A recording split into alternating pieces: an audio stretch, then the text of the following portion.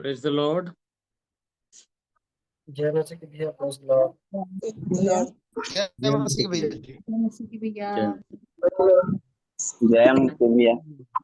जय मसीह भैया। सभी अपने वीडियो मोड को ऑन कर ले मेरे प्रियो। जय मसीह की भैया। जय मसीह की सबको जय मसीह।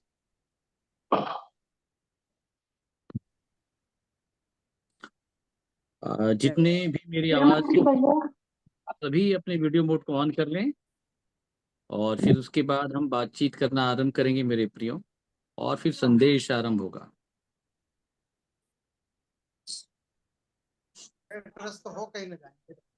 चलिए, कल के संदेश को सुनने के बाद आप लोगों ने बहुत कुछ सुना, देखा कि परमेश्वर की योजना कितनी अद्भुत है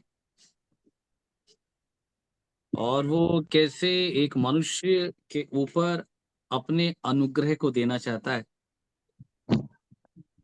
और परमेश्वर यही चाहता है मेरे प्रियो कि हम उसके अनुग्रह को हासिल कर सके।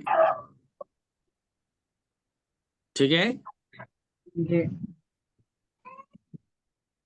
तो अगर कुछ बोलना है, कोई प्रश्न है कल के वचन को सुनने के बाद, तो आप रखें और उसके बाद फिर हम आगे बढ़ेंगे मेरे प्रियो।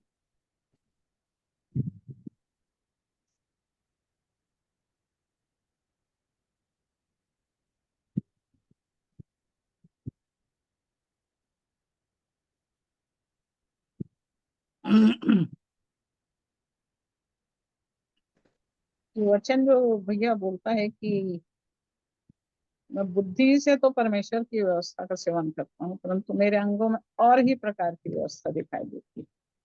हम्म, तो ये जो और ही प्रकार की व्यवस्था है, तो उसको हमको कैसे अपने जीवन में उसमें टर्न करना है। मन को, जैसे मन से जो वचन है, वचन जो आ रहा है उसको हृदय में कैसे ट्रांसफर होगा वो, क्योंकि मन में आने से ही सिर्फ नहीं होगा, परंतु हृदय में बसना चाहिए ना। हृदय की पटिया पर लिख लो बोलता है। हम्म। तो भैया वो मन से कैसे ट्रांसफर होके हृदय में जाके बसना है, उस बात को जरूर से रखेंगे। देखिए, प्रश्न अच्छा है, विषय बहुत अच्छा है, लेकिन इसके उत्तर बहुत अलग है। अर्थात जब आप इसके उत्तर को जब आप सुनेंगे तो आपको ये बात समझ में आएगी कि ये तो मेरी अथॉरिटी में ही नहीं आता है।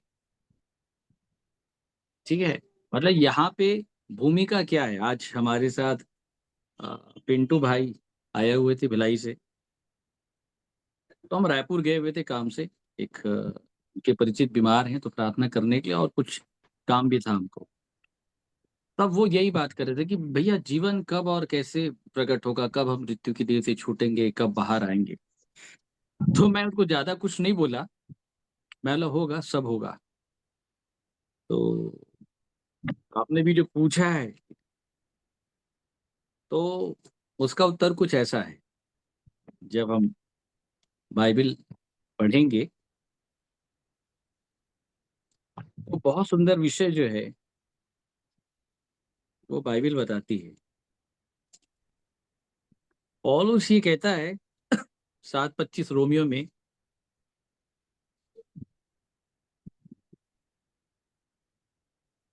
इसलिए मैं आप बुद्धि से तो परमेश्वर की व्यवस्था का, ठीक है, जी।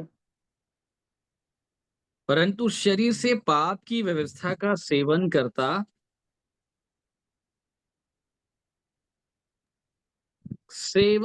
हूं शरीर से। मतलब वो ये बताना चाह रहा है कि मैं, मतलब सोचिए दशा क्या है।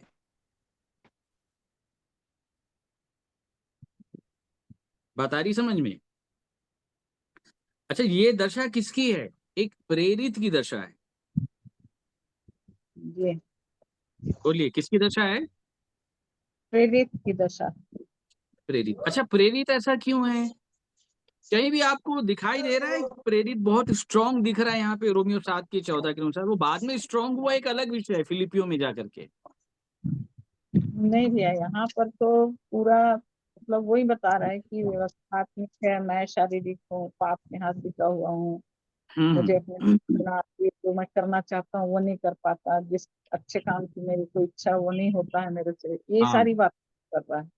अब आज ध्यान से सुन लीजिएगा, मैं रोमियो का पूरा सार, पौलुस का क्या हाल था ये आपको बता दे रहा हूँ।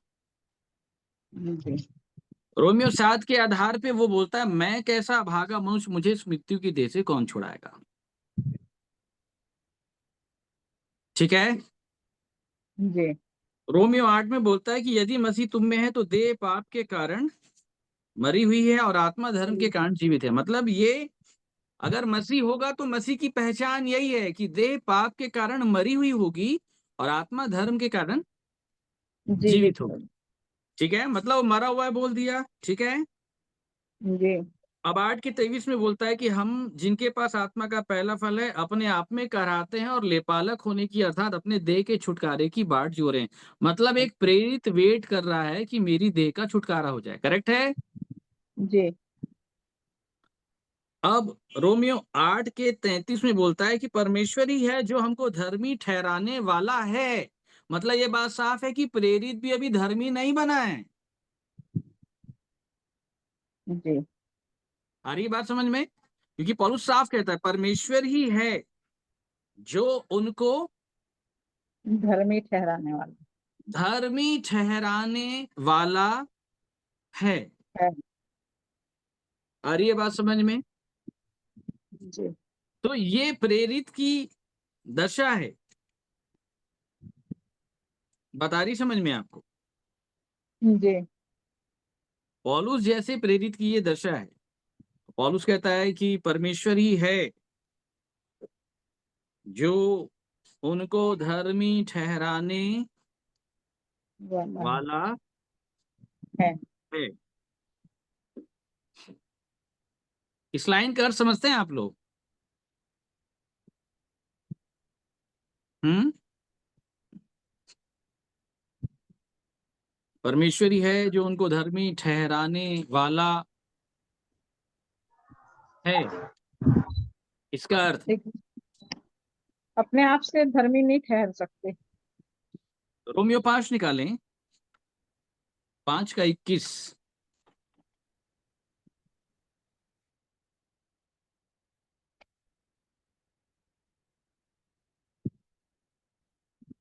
कि जैसा पाप ने मृत्यु फैलाते हुए राज्य किया, वैसा ही हमारे प्रभु यीशु मसीह के द्वारा अनुग्रह भी अनंत जीवन के लिए धर्मी ठहराते हुए राज्य करे। बात आई कुछ समझ में? जी क्या है उस एक लाइन का मतलब? जैसे पाप ने मृत्यु फैलाते हुए राज्य किया, वैसे ही हमारे प्रभु यीशु मसीह के द्वारा अनुग्रह भी अनंत जीवन के लिए धर्मी ठहराते हुए राज्य करे। प्रभु यीशु मसीह के द्वारा हम्म। तो किसका राज्य चलना चाहिए, जल्दी बताएं।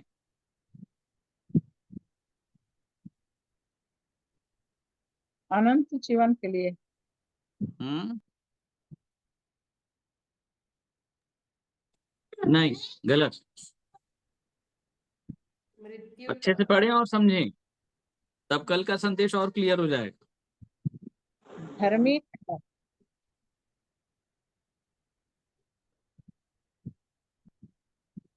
केवल हिंदी समझना है अपन को यहाँ पे। अनुग्रह भी अनंत जीवन के लिए धर्मी ठहराते हुए राज्य करेंगे। अनुग्रह हाँ, राज्य कौन करेगा? अनुग्रह अनुग्रह। बात आई समझ में? प्रतिज्ञा विश्वास पर आधारित है कि अनुग्रह की रीति पर हो। आई बात समझ में? जो जी प्रभु यीशु मसीह ने प्रार्थना सिखाई और कहा ना कि तेरा राज्य आए, आए तो कौन सा राज्य है वो? अनुग्रह का राज्य। अनुग्रह का, याद रखिएगा। और अनुग्रह अनुग्रह कैसे राज्य करेगा?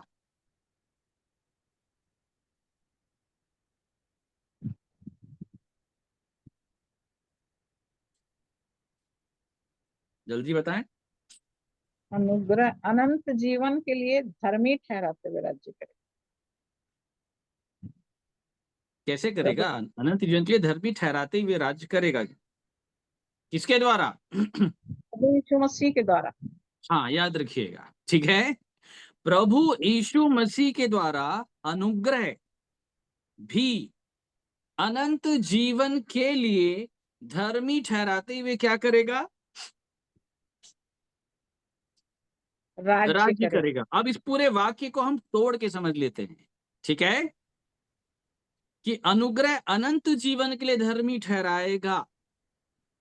इसका मतलब ये बात साफ है कि जिसको भी धर्मी ठहराया जाएगा वो अनंत जीवन के लिए ठहराया जाएगा। बोलिए, कौन से जीवन के लिए? अनंत अनंत जीवन। जीवन। ठीक है, तो अनंत जीवन के लिए धर्मी कौन ठहराएगा? प्रभु यीशु मसीह के द्वारा। प्रभु यीशु मसीह के द्वारा, एग्जैक्ट, ठीक है। प्रभु यीशु मसीह के द्वारा अनुग्रह होगा। बोलिए, क्या होगा? अनुग्रह। अनुग्रह होगा, और वो अनुग्रह अनंत जीवन के लिए हमको क्या ठहराएगा? धर्मी। धर्मी धर्मी ठहराएगा। के द्वारा ठहराएगा। धर्मी। प्रभु यीशु मसीह के द्वारा। बोलिए, किसके द्वारा? प्रभु यीशु मसीह के द्वारा। आई बात समझ में? जी। पौलुस ये विषय इसलिए बोलता है कि परमेश्वर ही है जो उनको, मतलब हमको धर्मी ठहराने वाला है। मतलब वो ठहराएगा, आप नहीं ठहर सकते हो, ये पहले समझ लो। व्यवस्था के कामों के द्वारा कोई व्यक्ति, कोई प्राणी उसके सामने धर्मी नहीं ठहरेगा भाई, क्योंकि व्यवस्था के कामों के द्वारा पाप की पहचान होती है। व्यवस्था के कामों के द्वारा अगर कोई भी व्यक्ति धर्मी ठहरना चाहता है, वो धर्मी नहीं ठहर पाएगा, कॉन्सेप्ट ही नहीं है। और आज लोग धर्मी ठहरने के लिए क्या कर रहे हैं? दुआ, प्रार्थना, उपवास, दशवांश और सारी चीजें। ये करना अच्छी बात है, बट ये करने के द्वारा आप धर्मी नहीं ठहरोगे, क्योंकि ये करने के द्वारा अगर कोई धर्मी ठहर जाता तो फरीसियों को प्रभु यीशु मसीह ने क्यों नहीं धर्मी ठहराया? वो फरीसी क्या गलत काम कर रहा था, मैं आपसे पूछना चाह रहा हूं। जो प्रतिदिन मंदिर जा रहा था, आप भी तो सुन रहे हैं प्रतिदिन, जी। जो प्रतिदिन मंदिर जाता था, बाइबिल पढ़ता था, प्रार्थना करता था, उपवास करता था, सप्ताह में 2 बार रखता था, सारी कमाई का दशवांश देता था, कोई गलत काम वो नहीं करता था, बेचारा क्या गलत काम कर रहा था फिर वो?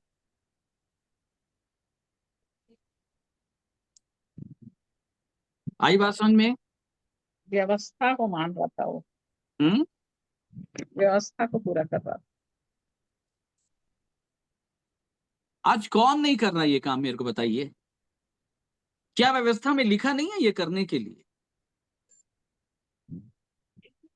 लिखा है, बड़े ध्यान के साथ सुनिएगा, ठीक है। लेकिन एक्चुअली परमेश्वर ने जो व्यवस्था दी आपको धर्मी बनाने के लिए दी ही नहीं है, पहले ये समझो आप, ठीक है। परमेश्वर ने व्यवस्था इसलिए दी क्योंकि बाइबल बताती है व्यवस्था के द्वारा पाप की पहचान। किसकी पहचान हो? पाप की पहचान। पाप की पहचान हो। आई बात समझ में? जी। फिर व्यवस्था को दूसरे कुरिन्थियों के अंतर्गत जो है मृत्यु की वाचा बताई गई। बोलिए, किसकी वाचा? मृत्यु की मृत्यु वाचा। की, जीवन की वाचा नहीं है। किसकी वाचा है? मृत्यु। आई बात समझ में? फिर जी। इसी व्यवस्था को पौलुस ने कहा दोषी ठहराने वाली वाचा है। आ रही है बात समझ में? जी। तो व्यवस्था कुल मिलाकर के एक मनुष्य को उसकी दशा बतानी चाहती है, दशा बताना चाहती है कि वो कितने पानी में है। इस बात को बड़े ध्यान के साथ समझिए, आप कितने पानी में हैं। इसलिए पौलुस कहता है जब उसकी आंखें खुल जाती, जब व्यवस्था के दर्पण में देखता है, तो वो ये कहता है कि जो बातें मेरे लाभ की थी, मैं उन बातों को मसीह यीशु की पहचान की उत्तमता के कारण हानि समझता हूं। नहीं समझता। बात आ रही समझ में? एक फरीसी जो दुआ प्रार्थना उपवास, उसको मालूम चल गया कि व्यवस्था के कामों के द्वारा कोई प्राणी उसके सामने धर्मी नहीं ठहरेगा। ठीक है, तो एक व्यक्ति धर्मी कैसे ठहरेगा समझिएगा, बोलिए प्रभु यीशु मसीह के द्वारा। किसके द्वारा? प्रभु यीशु मसीह के द्वारा। हाँ, प्रभु यीशु मसीह के द्वारा जब अनुग्रह होगा, बोलिए क्या होगा? अनुग्रह होगा। तो जब प्रभु उस यीशु पर मसीह के द्वारा जब अनुग्रह होगा, तो उस अनुग्रह के द्वारा धर्मी ठहराए जाएंगे। क्या ठहराए जाएंगे? धर्मी ठहराए जाएंगे। ठीक है, और तब अनुग्रह का राज्य चलेगा। बोलिए किसका राज्य चलेगा? अनुग्रह का राज्य। अब अनुग्रह का राज्य चलेगा।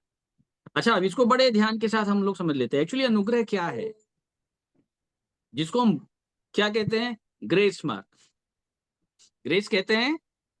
जी। कभी ग्रेस मिला है आप लोग को स्कूल में?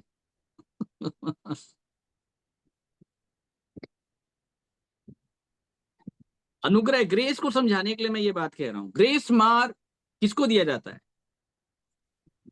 सब में पास हो, और एक सब्जेक्ट में यदि 3-4 नंबर कुछ कम रहता है। बात बात एग्जैक्ट आपने कहा, अगर एक सब्जेक्ट में 3-4 नंबर से अगर पिछड़ रहे हैं,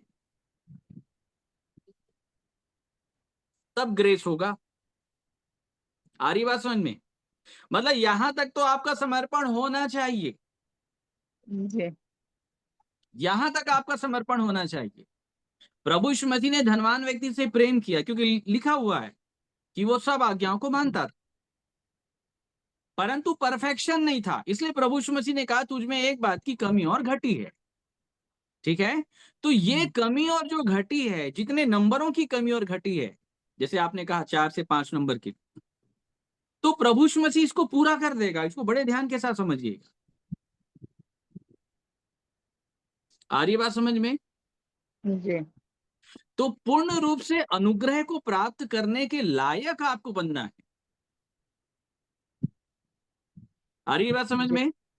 और तब प्रभु यीशु मसीह के द्वारा अनुग्रह का राज्य चलेगा। अनुग्रह का राज्य चलेगा तो प्रभु यीशु मसीह का राज्य चलेगा। आई बात समझे? जैसे पाप ने मृत्यु फैलाते हुए राज्य किया, वैसे ही हमारे प्रभु यीशु मसीह के द्वारा अनुग्रह भी अनुग्रह भी अनंत जीवन के लिए धर्मी ठहराते हुए राज्य करे। चलिए। पाप मृत्यु फैलाते हुए राज्य कर रहा है, और अनुग्रह धर्मी ठहराते हुए राज्य करना चाहता है। और अनुग्रह किसके द्वारा होगा? प्रभु प्रभु, यीशु मसीह के द्वारा। बोलिए किसके द्वारा? प्रभु यीशु मसीह के द्वारा। अब आ जाते हैं अपन रोमियो 7। इसको मैं आपको पढ़वाऊंगा, और अब आपको ये समझना है। 7 का 24 से लेके 25 पढ़े सिस्टर। मैं कैसा अभागा मनुष्य हूँ, मुझे इस मृत्यु की देह से कौन छुड़ाएगा। हम्म हमारे प्रभु यीशु मसीह के द्वारा परमेश्वर का धन्यवाद हो। हम्म इसलिए मैं आप बुद्धि से तो परमेश्वर की व्यवस्था का, परंतु शरीर से पाप की व्यवस्था का सेवन करता हूँ। बड़े ध्यान के साथ समझिएगा। पौलुस ये कह रहा है, 25 को अच्छे से समझिएगा। ठीक है, मैं आप लोगों से पूछ रहा हूं। पौलुस अपने हालात बता दिया ना, जो नहीं करना चाहता वही होता है, जो जी। करना चाहता हूं वो नहीं होता। मुझ में अर्थात मेरे शरीर में कोई अच्छी वस्तु वास नहीं करती। हमने ये समझ लिया। ठीक है, जी। अब वो आगे ये कहता है कि हमारे प्रभु यीशु मसीह के द्वारा परमेश्वर का धन्यवाद हो। इसलिए मैं आप बुद्धि से तो परमेश्वर की व्यवस्था का, परंतु शरीर से पाप की व्यवस्था का सेवन करता हूं।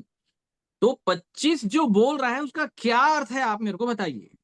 बाकी लोग भी जो जुड़े हैं बिल्कुल बोल सकते हैं। वो समझ गया कि उसके शरीर में दो प्रकार के भाव काम करते हम्म हैं। वो समझ गया कि उसके शरीर में दो प्रकार के भाव काम करते हैं। नहीं नहीं, ये बातें नहीं, वो तो ठीक ठीक है, समझ गया है वो। इन विषयों को समझना है बहुत अच्छे से।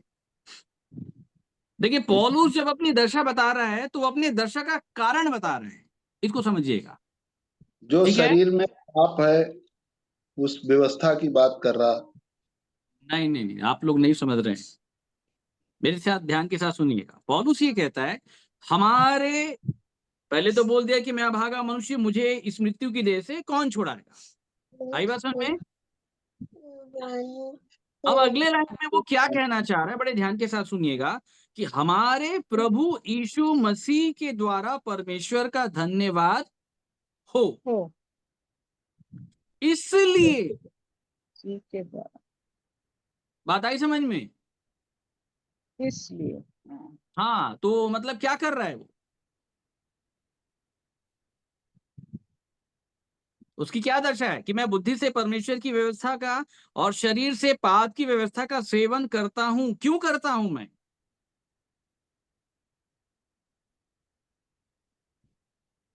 क्यों करता हूं? प्रभु यीशु मसीह के द्वारा। क्योंकि मुझ में कुछ भी ऐसी वस्तु नहीं है।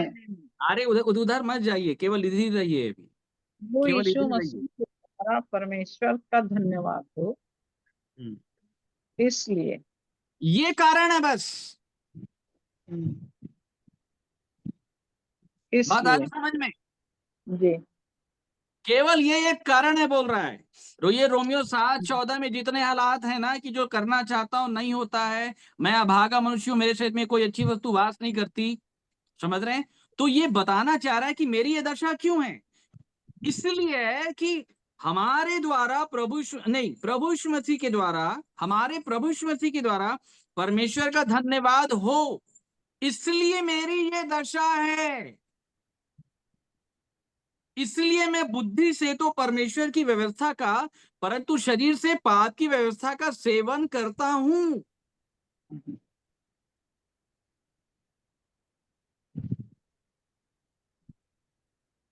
इन बातों में दृष्टांत क्या है मालूम है आपको?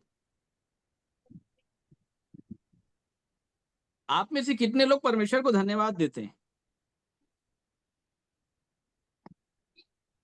आज मैं आपको इसका अर्थ बताऊंगा, और अर्थ जानने के बाद आपको बात समझ में आएगी कि आपने धन्यवाद आज तक दिया ही नहीं है। पिता ने पुत्र को भेजा और फिर पुत्र ने उस महिमा को प्रकट किया, तब हम जानते हैं परमेश्वर को, नहीं तो हम परमेश्वर को नहीं जान सकते थे। धन्यवाद, धन्यवाद।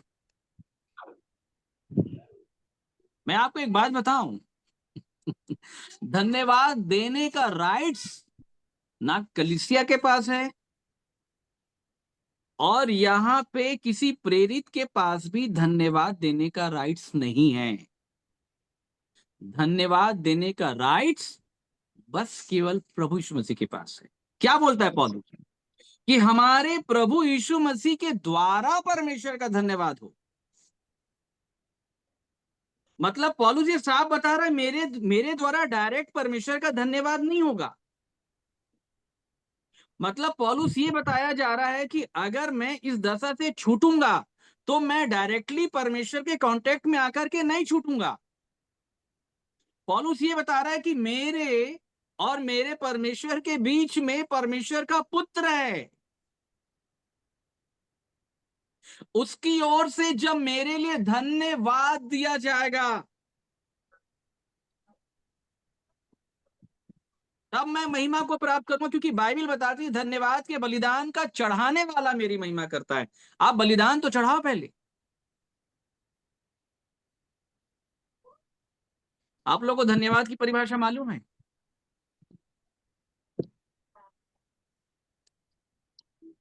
ये जो मुंह से लोग बोलते रहते हैं ना, प्रभु हम आपका धन्यवाद करते हैं, धन्यवाद करते हैं, ये बहुत अलग विषय है। आत्मिक रूप से धन्यवाद करना क्या होता है, आप मेरे साथ निकालें मेरे प्रियो। दूसरा कुरिन्थियों 4,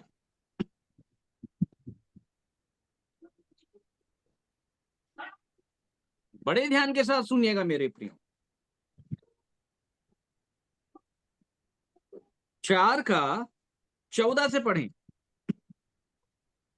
क्योंकि हम जानते हैं कि जिसने प्रभु यीशु को जिलाया वही हमें भी यीशु में भागी जानकर जिलाएगा। और तुम्हारे साथ अपने सामने उपस्थित करेगा। बस रुकिएगा, बस रुकिएगा। पौलुस कुरिन्थियों की कलीसिया को ये बोल रहा है कि हम जानते हैं जिसने प्रभु यीशु को जिलाया वो हमें भी यीशु में भागी जानकर जिलाए। किसको किसको जिलाएगा। सब इधर देखिए सामने। जो यीशु में भागी है नहीं, किसको किसको जिलाएगा। पहला विषय, प्रेरित को जिलाएगा और प्रेरित के साथ जो कलीसिया है, उसको आई बात समझ में, उसको भी जिलाएगा। ठीक है। और तुम्हारे साथ अपने सामने, मतलब मैं भी रहूंगा और तुम भी मेरे साथ रहोगे, और हम दोनों को मिला के कहां खड़ा करेगा, अपने सामने सामने उपस्थित करेगा। उपस्थित करेगा। बड़े ध्यान के साथ समझिएगा। आ रही बात समझ में। अच्छा, मैं आपसे पूछना चाहता हूं कि जब पौलुस कुरिन्थियों के लोग को जब ये पत्री लिख रहा है, क्या वो जिलाया हुआ प्राणी है? नहीं भैया। अरे नहीं। नहीं है भाई, नहीं है। बड़े ध्यान के साथ समझ लो आप। बात कुछ आ रही समझ में। वो जिलाया हुआ प्राणी नहीं है। नहीं है। ठीक है। चलिए 14 के बाद अब 15 पढ़िएगा। क्योंकि सब वस्तुएं तुम्हारे लिए हैं, हम्म कि अनुग्रह बहुतों के द्वारा अधिक होकर परमेश्वर की महिमा के लिए धन्यवाद भी बढ़ाए। क्या बोल रहा है पौलुस? सब वस्तुएं तुम्हारे लिए हैं, हम्म ताकि अनुग्रह बहुतों के द्वारा हम्म अधिक होकर परमेश्वर की महिमा के लिए धन्यवाद भी बढ़ाए। आप बताइए धन्यवाद कैसे आता है? अनुग्रह। बोलिए धन्यवाद कैसे आता है? परमेश्वर की महिमा के लिए। नहीं नहीं नहीं, धन्यवाद कैसे आता है? बहुतों के द्वारा भी है। हम्म लिखा है, बड़े ध्यान के साथ सब सामने देखिएगा। धन्यवाद आता है अनुग्रह के बढ़ने से। किससे आता है? अनुग्रह के बढ़ने से धन्यवाद अनुग्रह आता के बढ़ने से। पौलुस क्या कहता है? अनुग्रह बहुतों के द्वारा अधिक होकर के परमेश्वर की महिमा के लिए क्या भी बढ़ाए? है। धन्यवाद परमेश्वर की महिमा धन्यवाद के लिए। बढ़ाए। आई बात समझ में। बड़े इधर देखिएगा सामने। अब इसके पीछे कॉन्सेप्ट क्या है, इधर देखिएगा साहब। एक अनुग्रह यहां हो गया, एक अनुग्रह जब यहां हुआ तो एक धन्यवाद जाएगा। आई बात समझ में। एक अनुग्रह जब यहां हो गया तो उस अनुग्रह के कारण परमेश्वर को धन्यवाद जाएगा। ठीक है। अब अगर आप चाह रहे हैं कि धन्यवाद बढ़े, मान लेते हैं बेला सिस्टर के जीवन में बढ़े और भी जितने भाई बहन लोग हैं उनके जीवन में भी धन्यवाद है, तो धन्यवाद तब आएगा जब अनुग्रह, इधर का अनुग्रह उधर जाकर के फैलेगा। ये वही बात है जो रोमियो में पौलुस ने कहा कि हमारे प्रभु यीशु मसीह के द्वारा अनुग्रह धर्मी ठहराते हुए क्या करे, राज्य राज्य करे। करे। तो भाई साहब अनुग्रह को फैलाना पड़ेगा, और जब अनुग्रह फैलेगा तब धन्यवाद चढ़ता है। अगर मुझ में होकर के एक अनुग्रह दूसरे तक गया, बेला सिस्टर तक गया, जब अनुग्रह मुझ में हुआ तो मैंने धन्यवाद दिया, जी। और यही अनुग्रह जब बेला सिस्टर में हो जाएगा मेरे द्वारा, तब बेला सिस्टर भी धन्यवाद देगी। तो ये अनुग्रह बढ़ना चाहिए, फैलना चाहिए। इसलिए पौलुस बोलता है कि अनुग्रह बहुतों के द्वारा अधिक होकर के परमेश्वर की महिमा के लिए क्या बढ़ाए, धन्यवाद। धन्यवाद। मैंने पहले बोला ना, धन्यवाद देने की अथॉरिटी हमारे पास नहीं है, धन्यवाद देने की अथॉरिटी अनुग्रह के पास है। बात कुछ आ रही समझ में? तो बोलिए अनुग्रह बढ़ना चाहिए। अनुग्रह बढ़ना चाहिए। हम्म अनुग्रह क्या होना चाहिए? बढ़ना चाहिए। बढ़ कैसे बढ़ता है अनुग्रह, बताइए। प्रेरित के द्वारा। बट है क्या?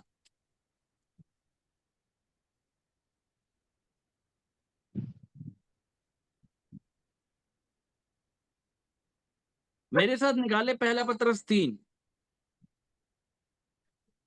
का 7 से पढ़िएगा, बड़े ध्यान के साथ सुनिएगा आप सभी लोग।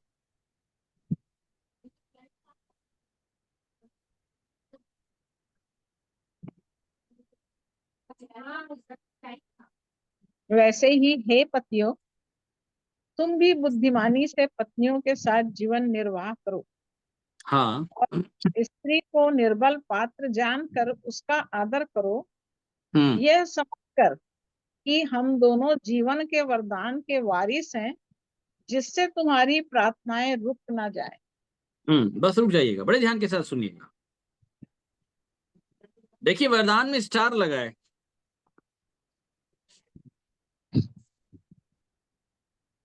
स्टार का नीचे क्या बता रहा है? वरदान, अनुग्रह।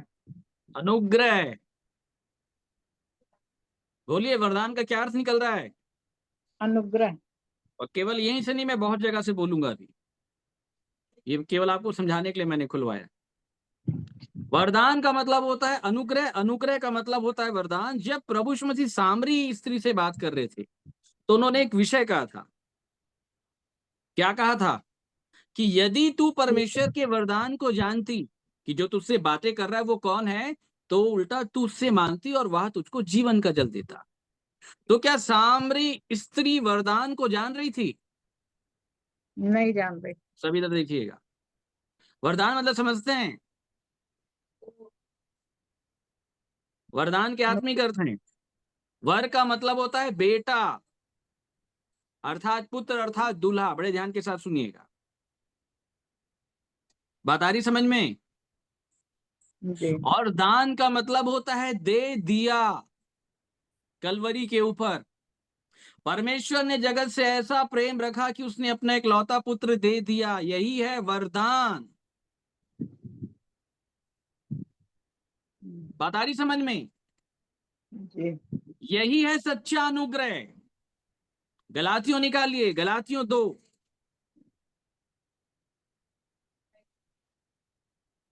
2 का 21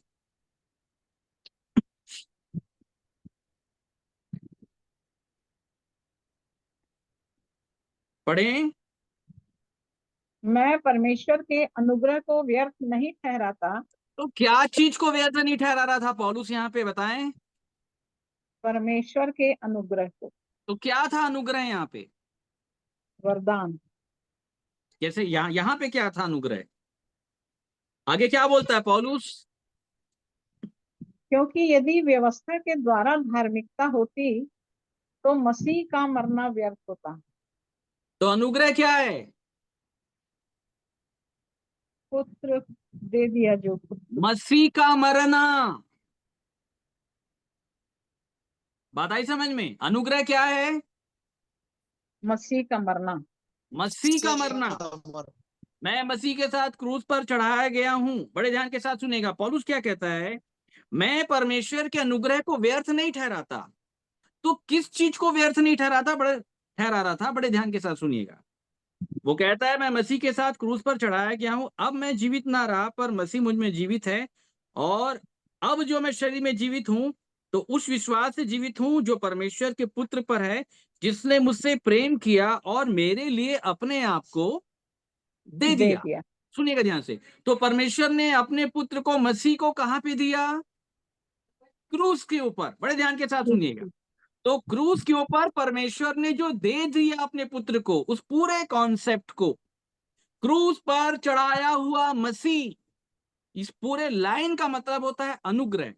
अब पौलुस ये कहता है कि मैं अनुग्रह को व्यर्थ नहीं ठहराता, अर्थात परमेश्वर ने जो अपने इकलौते पुत्र को कलवरी के ऊपर दिया, मैंने उसको व्यर्थ नहीं ठहराया, क्योंकि परमेश्वर ने दिया और मैंने ले लिया।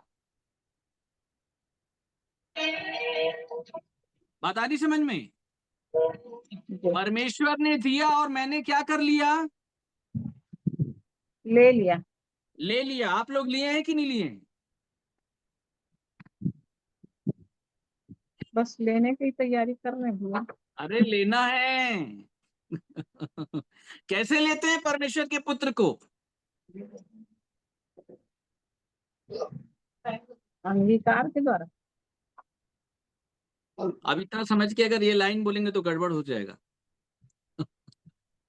बड़े ध्यान के साथ समझिएगा, परमेश्वर ने अपने इकलौते पुत्र को कहां पे दिया?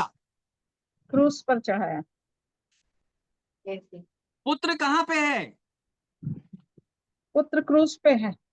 पुत्र क्रूस, क्रूस के ऊपर है, उसका स्थानीय क्रूस है।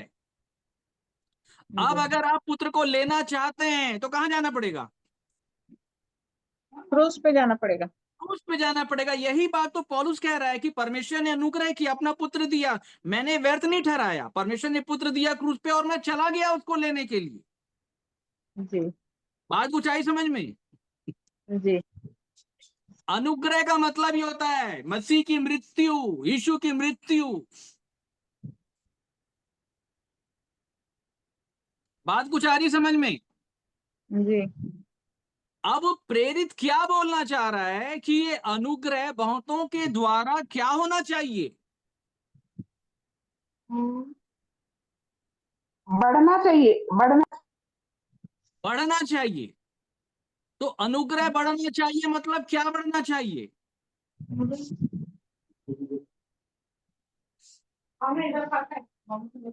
मसीह की मृत्यु। मृत्यु बढ़नी चाहिए। पौलुस क्या कहता है? हम यीशु की मृत्यु को अपनी देह में लेके घूम रहे हैं। मतलब किसको लेके घूम रहे हैं? अनुग्रह को लेके घूम रहे हैं। अगर आपको अनुग्रह लेना है और अनुग्रह को बढ़ाना है तो पौलुस ने कहा कि जब एक मरा तो सब सब मरे। मरना ही अनुग्रह है। मेरे प्रियो, बात समझ में आ रही है? जी और जब आप मर गए ना, बड़े ध्यान के साथ समझिएगा, बड़े ध्यान के साथ समझना आप, जब आप मर जाते हैं, जब आप मर जाते हैं तो प्रभु यीशु मसीह जो है वो आपका बलिदान दे देता है। पिताजी धन्यवाद। क्यों धन्यवाद? एक बेटा और तैयार हो गया। कुछ आई बात समझ में? यही बात प्रभु यीशु मसीह ने कही, गेहूं का दाना जब तक भूमि के ऊपर पड़ के मरता नहीं तब तक अकेला रहता है। एक दाना जब मरा तो उस एक दाने ने परमेश्वर को धन्यवाद दिया। आई बात समझ में? और वो एक दाना है प्रभु यीशु मसीह। अब अगर धन्यवाद जाएगा ना, बड़े ध्यान के साथ समझिएगा, तो उसी के द्वारा जाएगा, उसी के थ्रू जाएगा, आपके और मेरे थ्रू नहीं जाएगा।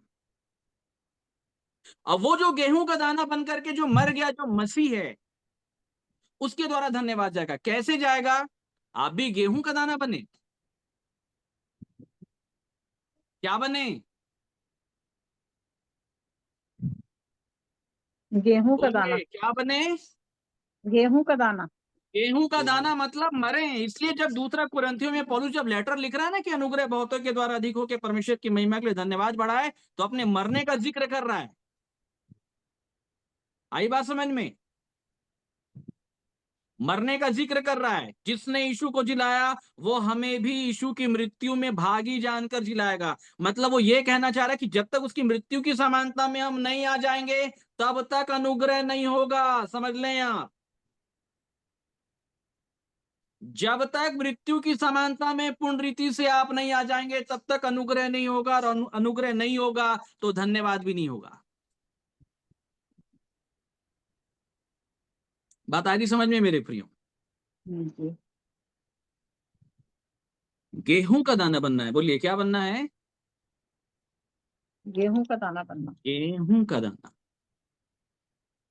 बात आई समझ में? पौलुस ये कहता है कि यीशु मसीह के द्वारा धन्यवाद होगा। किसके द्वारा? यीशु मसीह के द्वारा धन्यवाद। हाँ, बड़े ध्यान के साथ समझिएगा। और जब यीशु मसीह के द्वारा जब धन्यवाद होगा तो आगे रोमियो 8 ने बोलता है कि हम लेपालक होने की बात जो रहे हैं। सब इधर देखिएगा, क्या होने की?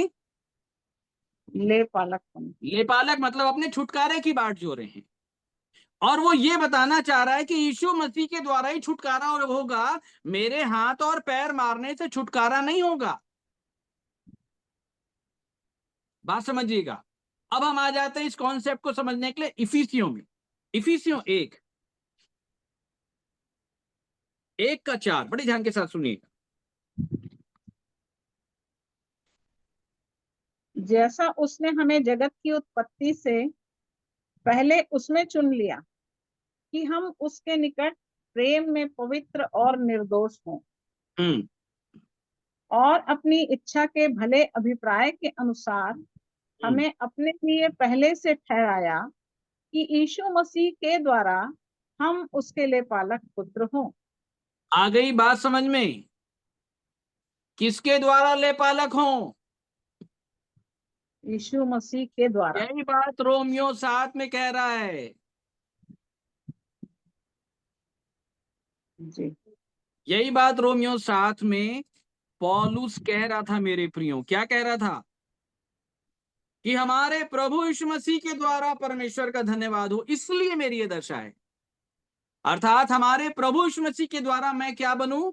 ले पालक। ले पालक। बोलिए, क्या बनूं? ले पालक। ले पालक। ले पालक मतलब समझ रहे हैं आप लोग?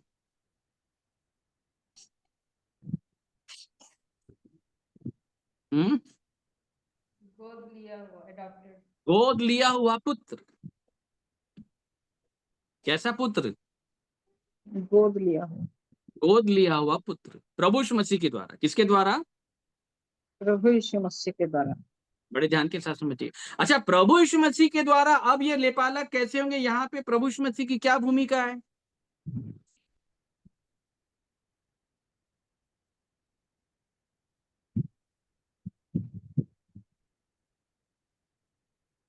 जब इसी रोमियो 8 में जब पौलुस लेपालक होने की बात जो रहा है, तो वो क्या बोलता है मालूम है आपको? 8 का 28 से पढ़ें, 28 और 29 और 30।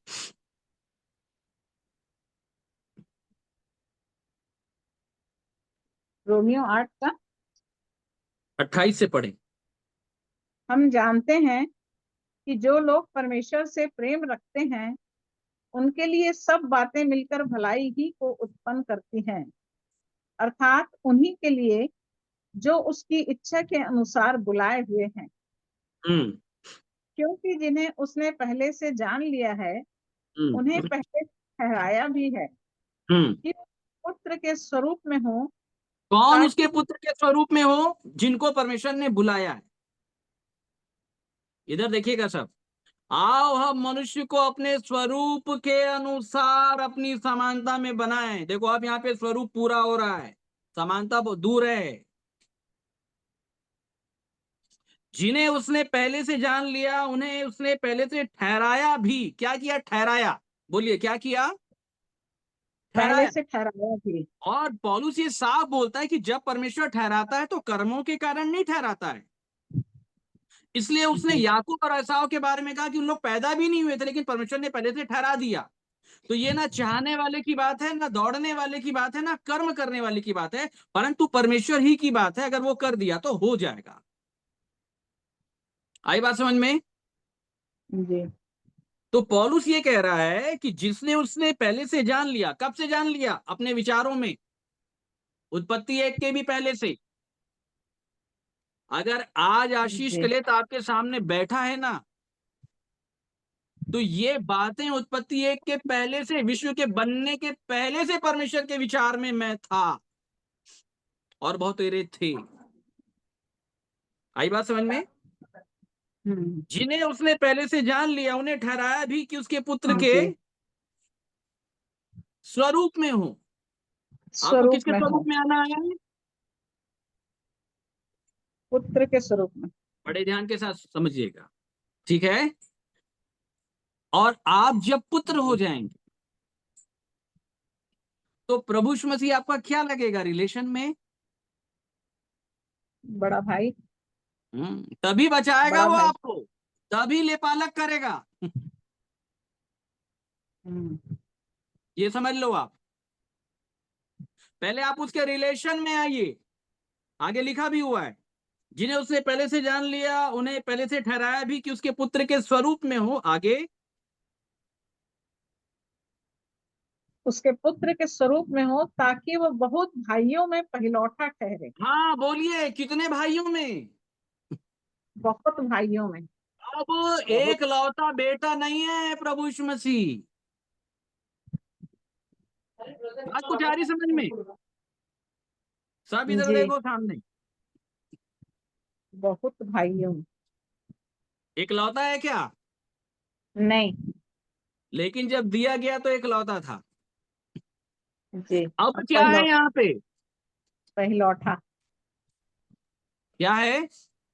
पहिलौठा। पहलौठा। पहलौठा ठहरने के लिए क्या करना पड़ेगा? छोटे भाई नीचे होंगे तब। बहुत सारे भाई और छोटे भाई तब वो पहलौठा। आई बात समझ में? ये देखो अनुग्रह कैसे मल्टीप्लिकेशन हो रहा है, बहुत सारे भाइयों को बनाना चाह रहा है, बड़े ध्यान के साथ समझिएगा। अच्छा, अब धन्यवाद देने का जो राइट्स है वो केवल बड़े भाई के पास है। किसके पास है? बड़े भाई के पास है, क्योंकि उसी के हाँ, द्वारा। ये आज जो कलिसिया बकबक कर रही है ना कि धन्यवाद धन्यवाद, ये रट्टू तोता वाली बात है। आपको आप समझते भी नहीं हो धन्यवाद क्या चीज है।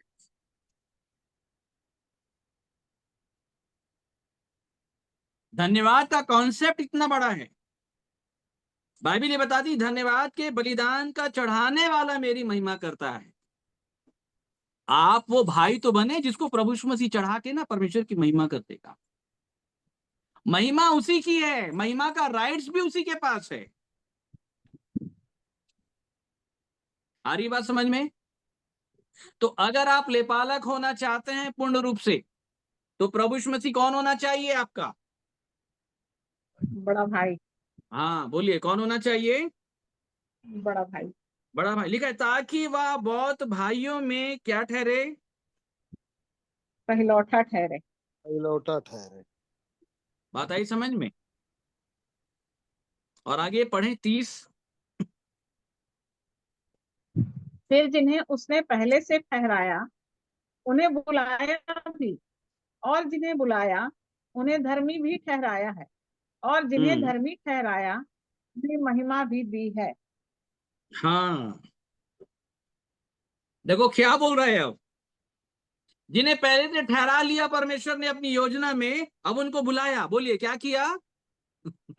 उनको बुलाया। बुलाया, फिर बुलाने के बाद चुना। क्या किया? चुना। चुना। इफिसियों में लिखा है चुना, ठीक है। और जिन्हें चुना उन्हें धर्मी ठहराया। धर्मी भी ठहराया। और जिनको धर्मी ठहरा दिया उनको क्या दी? महिमा दी। महिमा दी। कौन सी महिमा? जो महिमा प्रभु यीशु मसीह के पास है, बड़े भाई के पास है। बड़े ध्यान के साथ सुनिएगा, आई बात समझ में? अब जी। ये महिमा का अधिकार, हर एक वस्तुओं का राइट्स जो लिखा है ना कि बड़ा उत्तम पद पाया, सारी वस्तुओं का उसको वारिस ठहराया गया। महिमा का वारिस भी बड़ा भाई है, तो बड़ा भाई ही छोटे भाई को क्या देगा? महिमा देगा। बात आ रही समझ में? बड़े भाई के द्वारा ही छोटे भाई लोग जो है लेपालक होंगे। लेपालक मतलब पूर्ण रूप से जो है पुत्र होने के अधिकार को प्राप्त करेंगे, ठीक है। अब बताइए छोटे भाई की क्या दशा और बड़े भाई की क्या दशा है?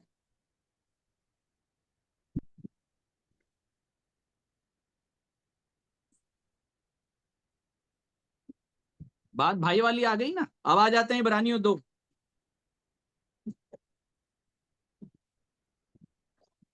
दो का 11, बड़े ध्यान के साथ सुनिएगा। क्योंकि पवित्र करने वाला और जो पवित्र किए जाते हैं सब एक ही मूल से ये हैं। देखो, एक मूल से हो गए। कितने मूल से हो गए? एक ही मूल से। एक ही मूल से हैं। आगे, इसी कारण वह उन्हें भाई कहने से नहीं लजाता। वहां उन्हें भाई कहने से नहीं लग जाता। बड़े ध्यान के साथ समझिएगा, आई बात समझ में? तो जब ऐसे भाई दिखेंगे उसको, तब वो पहलौठा ठहरेगा। बड़े ध्यान के साथ समझिएगा। लेकिन पहले ऐसे भाई और बहन तो बने, इसलिए तो बुला रहे हैं, जल्दी आओ भाई और बनने के लिए। नहीं तो चर्च में ही फंस के अगर ब्रदर सिस्टर बने रहेंगे ना, तो याद रखना वहां यहाँ नहीं पहुंच पाओगे। ये वाले ब्रदर और सिस्टर अलग हैं, चर्च वाले ब्रदर और सिस्टर बहुत अलग हैं। ठीक है। जो पवित्र करने वाला है, जो पवित्र किए जाते हैं, सब एक ही मूल से, इस कारण वह उन्हें भाई कहने से नहीं लजाता। अब आगे क्या लिखा है? वह कहता है, मैं तेरा नाम अपने भाइयों को सुनाऊंगा। बोलिए किसको सुनाऊंगा? अपने भाइयों को अपने सुनाऊंगा। भाइयों को। बोलिए क्या क्या सुनाएगा? मैं तेरा नाम। नाम सुनाऊंगा। क्या नाम सुनाएगा? क्या नाम है उसका?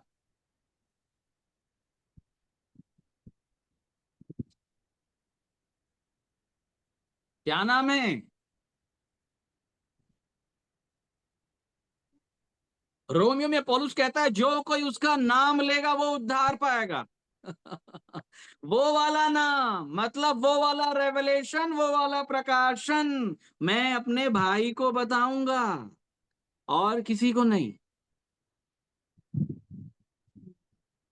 ये बात मुझे प्रभु यीशु मसीह की ओर से पहुंची, मैंने तुमको पहुंचा दी। कौन है वहां पे? भाई है, पौलुस प्रेरित है, जो अनुग्रह के प्रबंध का सुसमाचार तुम्हारे लिए मुझे दिया गया। पौलुस बोलता है, वहां भी प्रेरित खड़ा है। बात आ रही समझ में? और ऐसा प्रेरित जो प्रभु यीशु मसीह की समानता में आ गया पूर्ण रूप से, वो एक मूल का हो गया। जैसे गत्समनी के बाग में प्रभु यीशु मसीह मृत्यु के वश में था, यहां प्रेरित भी मृत्यु के वश में आ गया। किसके वश में आ गया? मृत्यु के वश में आ गया। इसी कंडीशन में प्रभु यीशु मसीह भी पवित्र किया गया, और इसी कंडीशन में जो लोग आ जाएंगे वे भी पवित्र किए जाएंगे, और जो पवित्र किए जाएंगे तब तब वो मेरे भाई ठहरेंगे, प्रभु यीशु मसीह ने कहा। और तब वो कहता है कि मैं तेरा नाम अपने भाइयों को सुनाऊंगा, उनके बीच भजन गाऊंगा। और फिर यह कि मैं उस पर भरोसा रखूंगा। और फिर यह कि देख मैं उन, तेरा पढ़ें। और फिर यह, मैं उस पर भरोसा रखूंगा। और फिर यह, देख मैं उन लड़कों सहित जिसे परमेश्वर ने मुझे दिए हैं। मतलब परमेश्वर ने मुझको क्या दिए? बोलिए मेरे भाई। किसको दिए? प्रभु यीशु मसीह को। यही बात प्रभु यीशु मसीह ने कही, राइट्स मेरे पास है, बिना मेरे द्वारा कोई पिता के पास नहीं पहुंच पाएगा। क्या सोच रहे हो? धन्यवाद दे लोगे? मैं हूं, मैं खड़ा हूं, मध्यस्थ, उत्तम वाचा का जामीन, महायाजक, प्रेरित मैं हूं, बोलता है वो। आई बात समझ में? मुझे परमेश्वर ने लड़के दिए। बोलिए ध्यान के साथ, क्या दिए? मुझे परमेश्वर ने लड़के दिए। लड़के दिए। मैं उन लड़कों पर भरोसा रखता हूं, और मैं अपने परमेश्वर के ऊपर भरोसा रखता हूं भाई साहब, और कोई विश्वासी नहीं है। अच्छा, ये कौन से लड़के हैं जिनको परमेश्वर ने अपने पुत्र प्रभु यीशु मसीह को दे दिए? उनको लेपालक बनाने के लिए। बोलिए क्या बनाने के लिए? लेपालक बनाने के लिए। लेपालक बनाने के लिए दिया गया है। कौन है ये लड़के? मालूम है इनकी दशा क्या है? अब आगे पढ़ें 2:14। इसलिए जबकि लड़के मांस और लहू के भागी हैं। बस रुक जाइएगा। ये अब ये लड़के जो प्रभु यीशु मसीह को दिए गए हैं, वो किसके भागी हैं? मांस और लहू के भागी हैं। बोलिए किसके भागी हैं? मांस और लहू के। मांस और लहू। पाप और मृत्यु की व्यवस्था के बंधन में है, बिके हुए हैं। इनको शैतान ने अपने अधिकार में रखा है। अब सुनिएगा बड़े ध्यान के साथ, रोचक बातें। अब रोचक बातें यह है कि ये जो लड़के पाप और मृत्यु की व्यवस्था में अधीनता में है, बिके हुए हैं, मैं इन्हें अपने पुत्र के पास ले आया हूं, और अब पुत्र को राइट दिया जा रहा है कि तू इनको छुड़ा, तू इनको बचा। अब पुत्र क्या करेगा? इनको लेपालक बनाने के लिए। आगे, तो वह आप भी उनके समान उनका सहभागी हो गया। तो वह आप भी उनके समान, बड़े ध्यान के साथ सुनिएगा, क्या हो गया? उनके समान उनका सहभागी हो गया। पहले आप मांस और लहू के भागी तो बने। यही बात है, मृत्यु से पार होके जीवन में प्रवेश करेगा, मृत्यु से पार लगाने के लिए वो आएगा। लेकिन किनके जीवन में आएगा? जो लोग रोमियो 7:14 के अनुसार एक प्रेरित जैसी दशा में आ जाएंगे, मैं शरीर और पाप के हाथ बिका हुआ प्राणी हूं, मैं अभागा व्यक्ति हूं, कुछ अच्छाई मेरे अंदर नहीं है, तब उनमें भागी होने के लिए आएगा। बोलिए, क्या होने के लिए आएगा? उनमें उनके समान उनका सहभागी हो गया। सहभागी होने के लिए अब उस बॉडी के अंदर उतरेगा। बड़े ध्यान के साथ सुनना, और ये सब इसी पृथ्वी के ऊपर होगा। अब आगे क्या करेगा वो? ताकि मृत्यु के द्वारा उसे, जिसे मृत्यु पर शक्ति मिली थी, अर्थात शैतान को निकम्मा कर दे। देखिए, मतलब पौलुस बोल दिया मैं नहीं कर पाऊंगा, अब वो मुझ में आ रहा है। कैसे शरीर में आ रहा है? जो पाप और मृत्यु की व्यवस्था में बिकी हुई है, जो काम व्यवस्था शरीर के कारण दुर्बल होकर के नहीं कर सकी, उसको परमेश्वर ने किया, अर्थात अपने पुत्र को पाप में शरीर की समानता में भेजेगा। सुन ले बड़े ध्यान के साथ, आपको लिपालक बनाने के लिए आपके निर्बल देह में उतरेगा, और तब इस निर्बल देह में परमेश्वर अपने बल को प्रकट करेगा। ये वही विषय है जो पौलुस ने कहा कि परमेश्वर की निर्बलता मनुष्य के बल से बहुत अधिक बलवान है। शैतान को हराने के लिए बल का उपयोग नहीं करेगा, उसको निर्बल चाहिए, निर्बल देह चाहिए। मेरे प्रियो, ये तेजो में सुसमाचार का प्रकाश है। बात आ रही समझ में? और तब शैतान को निकम्मा कर देगा, और जितने मृत्यु के भय के मारे जीवन भर दासत्व में पड़े थे, उनको क्या कर लेगा? उनको छुड़ा ले। उनको छुड़ा लेगा। कौन छुड़ाएगा? पुत्र छुड़ाएगा। लेकिन पहले आप लड़के बनिए। बात कुछ आ रही समझ में? क्या बने आप? लड़के। जब आप लड़के बनेंगे, अर्थात जब आप उसकी मृत्यु की समानता में जब आप आ जाएंगे, तब वो आपको छुड़ाएगा। बात आ रही समझ में मेरे प्रियो? केवल पापी नहीं, ये प्रचार जो हम करते हैं, ये बताने के लिए केवल आप पापी नहीं है, आप पाप में हैं। क्योंकि बाइबल ये बताती है कि परमेश्वर अपने पुत्र को पाप में शरीर में प्रकट होने के लिए भेजेगा। कहां भेजेगा? पाप में शरीर की समानता। पाप में शरीर में। अब बड़े ध्यान के साथ सुनिएगा मेरे प्रिय, मेरे साथ निकालें इब्रानियों 10। जब वो लड़के वालों को छुड़ाने के लिए आता है, बड़े ध्यान के साथ सुनिएगा, जो निर्बल हैं उनके विषय में लिखा है, इब्रानियों 10:5।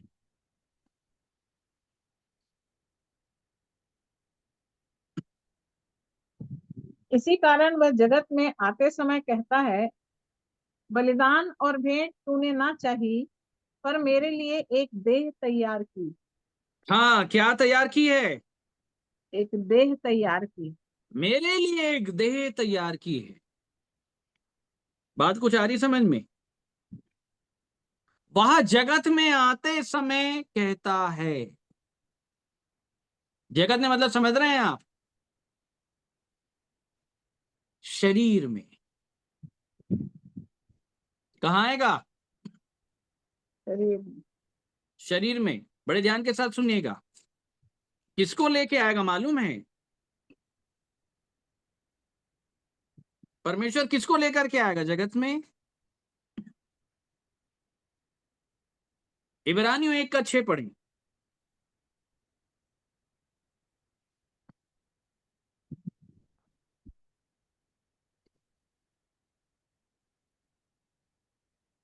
और जब पहलौठे को जगत में फिर लाता है, तो कहता है, परमेश्वर के सब स्वर्गदूत उसे दंडवत करें। बस रुक जाए, मतलब सब लोग दंडवत करने लग जाएंगे। अब कौन आना चाहिए? पहलौठे को। पहलौठा आना चाहिए, इकलौता नहीं। इकलौता तो मर गया, मर गया, जीवित हो गया, चला गया। अब अगर आपके जीवन में प्रकट होने के लिए आएगा, तो इकलौता नहीं आएगा भाई साहब। कौन आएगा? पहलौठा। और पहलौठा किसके जीवन में प्रकट होने के लिए आएगा? बोलिए भाई। भाई के जीवन में। आ गई बात समझ में? और भाई कौन है? बलिदान और भेंट तूने नहीं चाहिए परंतु मेरे लिए एक देह क्या कर दी है? देह तैयार की। देह तो या देह कैसी है वो बताइए, मरी हुई है कि जीवित देह है?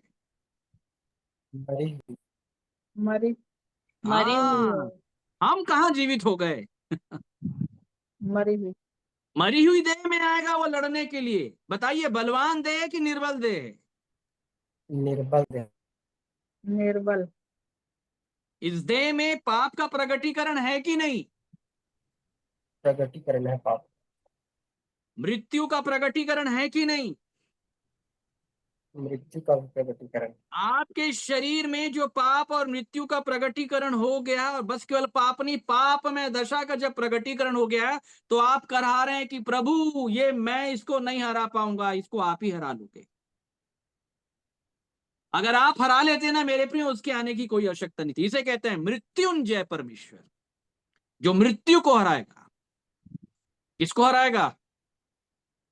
मृत्यु मृत्यु को को हराएगा। बलिदान और भेंट तूने नहीं चाहिए परंतु मेरे लिए एक देह तैयार की है। देख, पवित्र शास्त्र में मेरे विषय में लिखा हुआ है। व्यवस्था मसीह तक पहुंचाने के लिए शिक्षक है। बोले वो व्यवस्था, वो शिक्षक मेरे विषय में कह रही थी।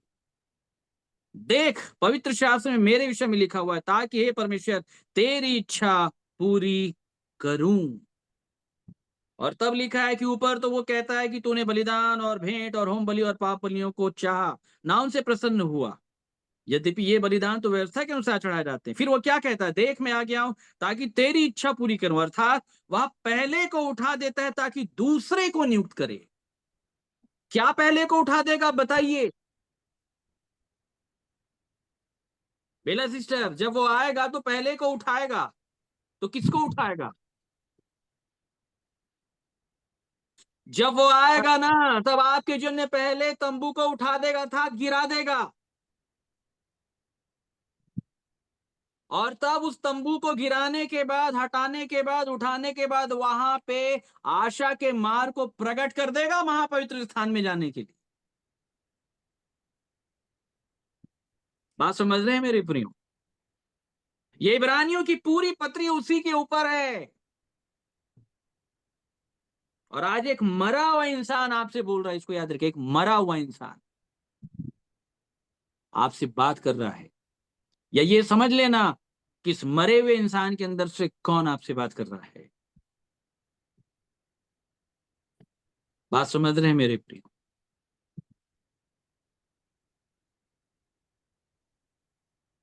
और तब 10 में लिखा है कि उसी की इच्छा से हम यीशु मसीह की देह के एक ही बार बलिदान चढ़ाए जाने के द्वारा पवित्र किए गए। ये तो जो कर दिए गए थे उनके लिए लिखा हुआ है।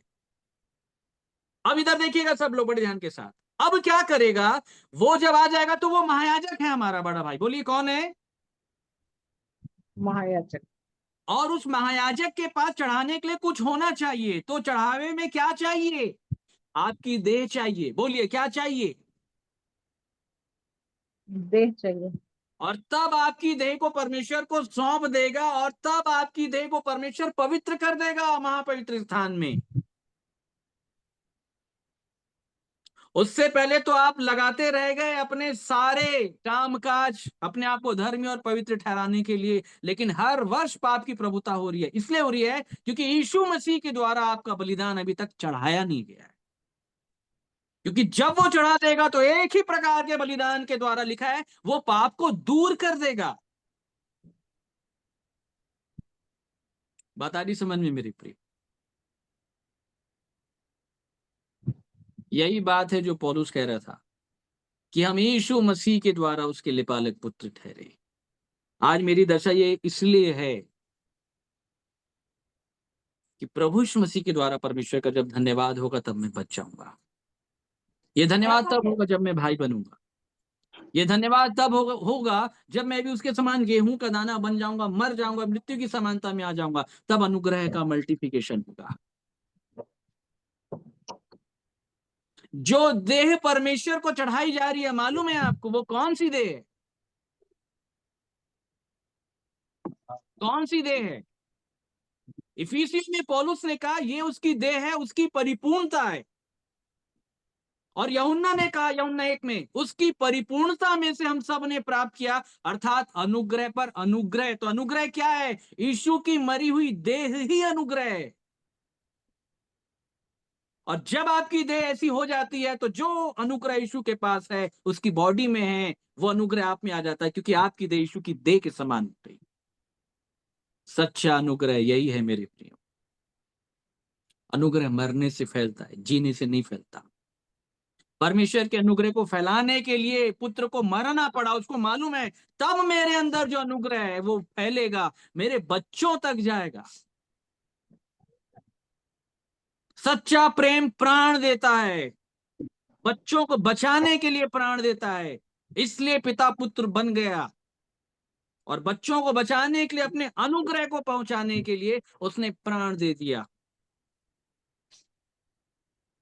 प्राण दे के उसने एक समाधान प्रकट किया। लेकिन आज इस समाधान का प्रचार कौन करता है?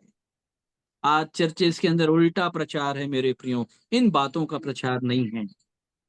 इसलिए कलीसिया जो है आज भी अंधकार में है और आज भी पाप में है, क्योंकि इस रीति से बोलने वाले भी नहीं है, बताने वाले भी नहीं है मेरे प्रियो। इसलिए तो कहते हैं आप आइए, आप आइए, जीवित अंगीकार के साथ आइए और यकीन मानिए कि जब आपका समर्पण पूरा होगा तो पौलुस जैसे कहता है ना, हम भी ये कहते हैं कि जैसे जैसे तुम्हारा दायरा बढ़ेगा हमारा भी दायरा बढ़ेगा। हम तुम में होकर के उन तक पहुंच जाएंगे। जैसे तुम तक पहुंचे किसी के द्वारा, वैसे ही औरों तक पहुंचेंगे तुम्हारे द्वारा। ये गवाही देना चालू करें मेरे प्रियो। आप जाएं, जहां भी आप जाते संगति के लिए, इस गवाही को बोलना आप चालू करें कि मैं अपने आप को धर्मी समझता था, धर्मी समझती थी, लेकिन पिछले दिनों जब परमेश्वर के वचन ने बात किया, रोमियो 7:14 पढ़ करके बताना, पूछना आप लोग से भी होता है कि नहीं? बोले होता है, बोलेंगे बताना मुझसे भी होता है। मैं ये बात जानी समझी और तब मैंने इन बातों को जाना कि आज भी पाप का राज्य है प्रभु के, मुझ में अर्थात मेरे शरीर में कोई अच्छी वस्तु वास नहीं करती। अब परमेश्वर मुझे चुंगी लेने वाले के समान बनाना चाह रहा है। मैं कहां फरीसी के पंथ की हो चुकी थी, हो गया था। अब परमेश्वर छाती पीटना सिखा रहा। यही है परमेश्वर के दो बेटे। एक को कहा कि जा उसका काम कर, उसने कहा मैं जाता हूं, परंतु नहीं गया, ये फरीसी है।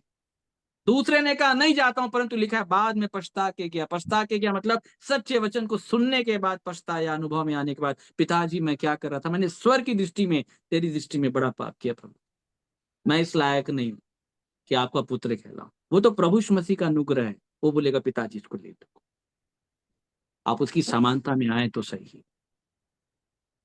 और तब अनुग्रह बढ़ता है, तब गेहूं का दाना ट्रांसफर होता है। तो मेरे प्रियो बातें बहुत बड़ी है। ये बातें आज जो परमेश्वर हमारे सामने प्रकट कर रहा है, ये बातें नहीं है मेरे प्रियो।